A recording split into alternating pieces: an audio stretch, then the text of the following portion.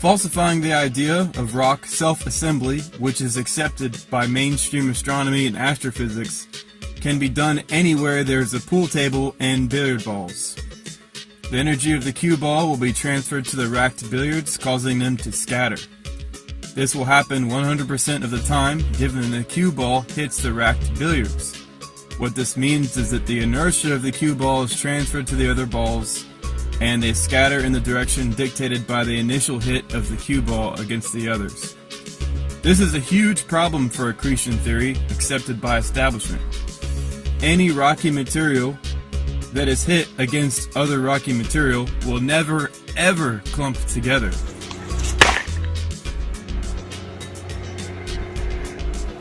All in all, as you can see, material just doesn't clump together. It doesn't melt, it doesn't clump, it just shatters and blows apart.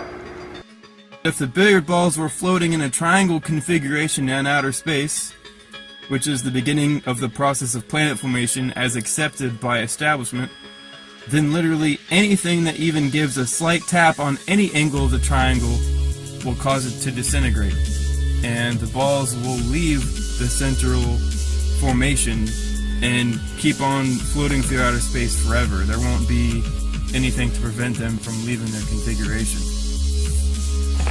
Right here, I just got a whole bunch of pennies. You want to zoom in on those? This is going to simulate a lot of little particles that supposedly can clump together.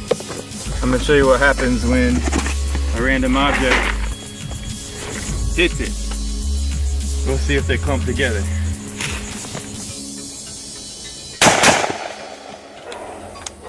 Now, let's take a look at it.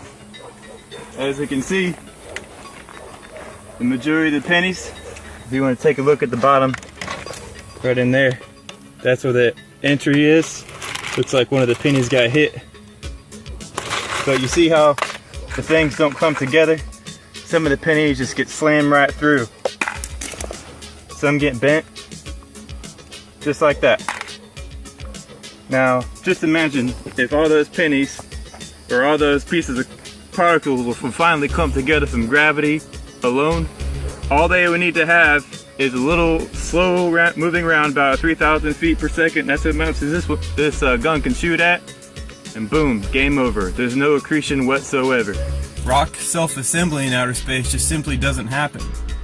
You need a large object to trap all the incoming material. It needs to have a significant gravitational field. It needs to be hot to melt the material.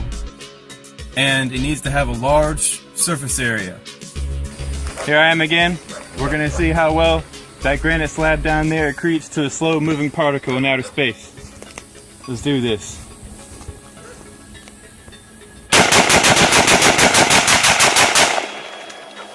Did you see any accretion? I don't think so. So the idea that rocks in outer space that are very, very tiny, absolutely microscopic compared to something the size of the Earth, how the hell are those things supposed to accrete anything at all? And even when they do hit each other in outer space, they slam apart. It's literally impossible to have rocks self-accrete or self-assemble in outer space without a star.